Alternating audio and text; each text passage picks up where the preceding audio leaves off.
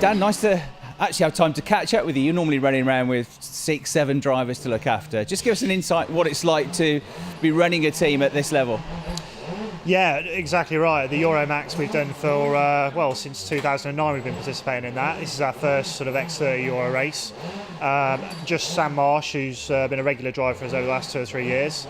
Normally we have 7 or 8 drivers. Even with our highest ones, even been like sort of 12, 13 drivers. And for that we have perhaps myself and Sean Carter, who helps run the team. Also an independent data guy who helps. When it's a little bit smaller like this, it's just myself and Sam's normal mechanic Russell. Whilst it's relaxed, it's still hopefully the professionalism we try and bring. We're doing the data after every session, obviously on track, 2 pairs of eyes, sort of looking at it all the time. A little bit less organisation involved and so on, and because we were out here for the week before, we'd got all the kit out with us, so unfortunately Sam couldn't do the Euromax last week through a commitment in England with the British Championship for the X30 stuff. So yeah, it's nice to be back out here and racing with the RGMMC. When you come out for a race meeting, you've got to get everything ready beforehand, get the truck out here. I mean, the whole operation is pretty immense, isn't it? Talk us through it. Yeah, well, we've had 2 to 3 sort of full-time staff over the last sort of 5 or 6 years.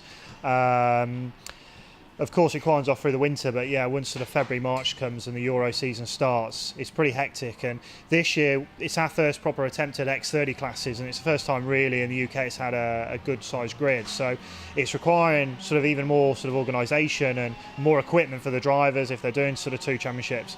And for us, we're sort of always in 2 places at once at the minute. So Sean hasn't actually been to a Euromax event this year, whereas every year he's always been here supporting me, and we've had a larger team, whereas we still seem to have the same amount of drivers out, but just in 2 places. So yeah, just a little bit more organisation and sort of a bit of confusion with hotels and where we are next week and so on. But it's worked okay so far, and we're just trying to accommodate, the sport's never easy, and there seems to be a little bit less drivers in the UK.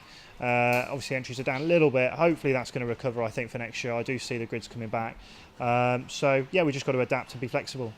And with other classes, you perhaps got more data to fall back on when you come to a circuit. You've been here before, you've got a base level. With X30, I guess not so much, and you're having to relearn a little bit. Yeah, we have to hold our hands up and say, look, X30 hasn't been our speciality. Rotax definitely has been for a number of years.